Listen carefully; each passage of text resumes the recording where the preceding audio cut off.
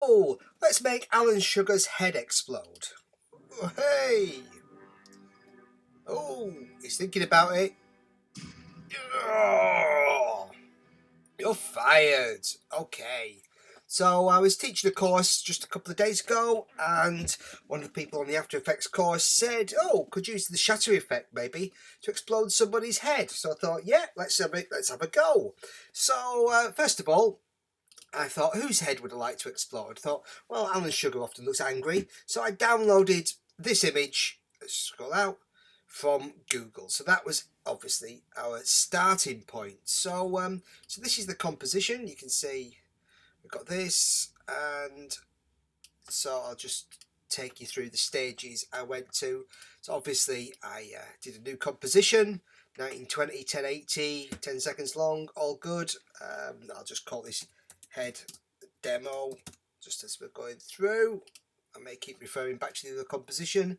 Just remember what I did. Oh, there we go. So there's Lord Sugar, big picture. Let's scale him down, hit the S key. Oh, okay, so something like that. I also positioned him down something like that, I think. There you go, that kind of thing. Just so we've got a bit of space for the explosion above his head. Okay, so what we need to do is separate the head and body, and I put a new background on because so let's just start by duplicating this layer, and I'll do this a little bit faster and rougher than I did on the other one because we're just showing you how it's done. So here we go. So let's just start with a couple of masks. So let's take this layer and make this top layer. There we go. Let's do his suit. So I'm doing this quite quick. We could go and do it a lot more detailed, but just so you get the idea of what I'm doing. There we go. Suity suit, suit, suit. And then I'll just join that up. Just gonna scale out about a little bit. Just get that down there.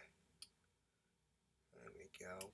Oh, it's just okay. I've left a bit at the bottom, but I would go in and put. Let's just add another couple of points here.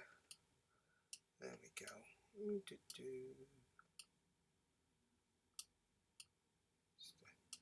Oh, quite. There we go. Quite crude, as I say. But we've got the suit layer. Just turn off the duplicate layer. So there's the suit. Okay, that's that layer. Just going onto. Let's just turn that layer off for now. And then we've got this layer, this other layer, and this is obviously going to be the head.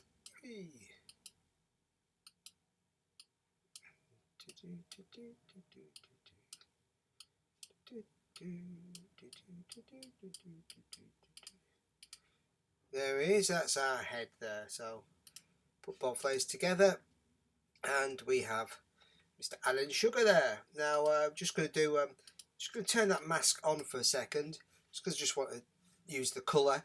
I'm just going to put a new background layer in, new solid, and I'm just going to sort of duplicate this colour. Okay, that's going to be behind him. And obviously I'm going to try and match that up a bit. So I'm just going to put an effect on this. Effect is ramp. There we go, gradient ramp. Pop that on there. I'm just going to pop my mask back on. Okay, and actually I'm just going to take my mask off for a sec. I just want the colours again. I forgot. So we'll start colour. Let's change it to radial lamp. There we go. Let's put the centre of the ramp in the middle there. Let's do our start colour. This is light blue. Our end colour is this dark blue. And then when we put the mask back on, there we go. We're kind of getting there. We need to sort of spread this mask out a bit more. This ramp, sorry. So where's my end of ramp? Take that, pull that sort of out. Yeah, out a bit. There we go. And yeah, that should do. And there we're just going to do scatter the ramp. That helps. Let's go a lot. the ramp scatter, you sometimes get banding. When you export, you get these like bands around. So scattering the ramp kind of adds some grain to it. And okay, I'm just gonna make that a little less intense. Maybe make that one slightly darker. Just playing about. Okay, that's pretty good. You see, we got a few bits left around here. That's because I did a very rough mask. But this is the kind of start. So now we've got if I solve these layers, there's our body, there's our head, and we've filled in a new kind of background to try and match the original. All right. So the first thing I did was I did on the head, this layer, I just used the puppet pin tool. So let's go to the start of the comp, puppet pin, and I put some points around Alan, like so, around the head that I can just manipulate. So, add some for the eyebrows there as well. Squished his nose a bit, let's just have some on the ears. That should do. Let me just zoom in a little on that so we can see a little better. There we go. So, and if I hit the U key, you can see there the puppet pin by default adds a keyframe when you put the tool on. So there we go. And I'm going to come forward about 5 seconds, and then I'm just going to pull a new shape for his head using these tools. And so let's stretch him out so his head's. Oh, I'm thinking. Who am I going to fire? Who am I going to shout at? Why are Amstrad products rubbish? There we are. I'm just going to stretch my head, thinking about it. Okay, I'm going to do my eyebrows. Oh, so much thought. So, create a new stretchy head for Mr. Sugar. There we go. My nose is scratching up. Yeah. I didn't get where I am today by muttering about. I work grafting hard for. I don't know. I don't even watch The Apprentice. There we go. Anyway. So, that's it. Bit crude. I might just add a couple of extra points. One there. Maybe one there. Let's go back to my other. Just so I can get a nice kind of shape to it. There we go. Smooth that out a bit.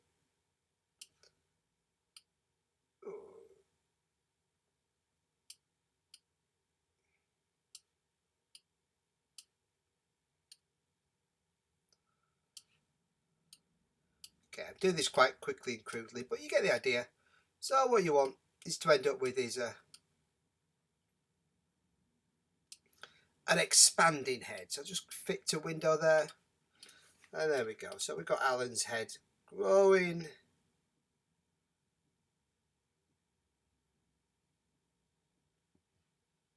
Where's that? There he is, growing. That's it. So we've got the head getting bigger, as you can see there. So what I did there, getting bigger, like that. Okay. And then what I want to do is I want to do an explosion. And so we got where his head gets to its biggest point here. I'm just going to split that layer. Split layer. Split layer. And duplicate it. And on this second layer, I applied the blobby eyes. CC blob. There we are. CC blob. Blobby lies. That's what it's called. Blobby lies. Put that on there. Oops. My bad. I split the wrong layer. Edit. Split layer. Let's put that one on top. Duplicate it. So this is the head layer. We've got CC blobby lies. There we go. And what you get is you get this kind of shape. Now you see the shape doesn't quite fit the eyes, but it's because we've got, let's put the blobby eyes before the puppet pin tool. And there you go. So the hierarchy of the effects can make a difference. So we've got this sort of, and on this layer, again, I'm just going to add a, what did I add? Did I use tritone or tint? So it's just going back onto this layer. And there's my effect controls, puppet, go back to my, is this layer? Yeah, I just put a fill on it actually, simple fill. I could choose tint, but here we go. So head demo, fill, put the fill on it, and then I just increased some of the settings for the blobbiness. So the cutaway, oops, way too much. So I get this kind of reddish mask. So take it over, a little darker, maybe a little lighter, somewhere like that. And I switch the mode on this. I think I used overlay. There we go, something like that. So we've now got this kind of, we don't want it completely red, we want a bit of skin in there, so that when we kind of split it up, we have bits of red and bits of flesh tones. So let me just go back to that layer. So I've got that, and then I just and I just want that to come in. I don't want it suddenly to do that, so I just, on that layer, hit T for transparency and just have that sort of fade up, so as it explodes we'll just notice. Okay, so I then take these two layers and let's put them, pre-compose them together. I'll call it head explosion pre-comp, something like that. There we go. Got this layer, don't need the start of it. There we go. Okay, so we've got the head grows, and then this. So at this point, this is where we want to put on our shatter effect. There we go, shatter. Put that on. Oh, and there we go. We've got this weird wireframe preview here. So using this effect. That's all right. Not worried. It's fine. So let's go to. Let's just see the rendered, and you can see that the way the wireframe works, it's as if you've got this force. I'll just show you the forces. You get this, like this circle here. This is like a kind of wrecking ball that pushes through the layer. So let's take the radius of that down like so a little bit, and let's just move the position so it's kind of hits from the sort of center of the head. And if we take the depth backwards, you see we'll start to get this wall will fill in, showing as a kind of preview. We'll go to rendered. Okay, we've got Alan though. Alan's back, and if we just move this depth forward, you'll see, oh, that's splitting through. There we go. So what I'm going to do is I'm going to add a keyframe there for depth. Come forward just a few frames and push the depth the other way, and that's going to split Alan up into pieces. So it's as if this ball is pushing through his head. So if I preview that, it's going to fall, and it's going to fall apart. Okay. Now, it doesn't yet look right, but we're going to. I'm going to increase the strength as well, so that will make him sort of fly apart even more. Let's have a big explosion.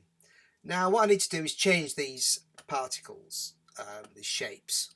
So I'm going to change that to glass, first of all. Glass. Okay, getting better. And then take the repetitions up really high. Let's do 100, say. Let's try that. Oh yeah, we've got lots of little pieces there. And maybe even smaller. Let's try 150. Yeah. And let's try the strength. I'm going to make that 30 perhaps. That's looking good. So we've got all these little cubes of Alan sort of flying about. Okay, and as you can see, so we got boom, and he splits up and falls down. Obviously, it's quite a lot going on here, so slow to render. Let me take the quality down just so we can sort of see a preview of that. Yeah, that's looking pretty good. Nice. Got these reddish chunks. Got some red colour with flesh tones mixed in. So let's get in there. Okay, so let's just put the quality back up. Just going to turn that layer off for a sec.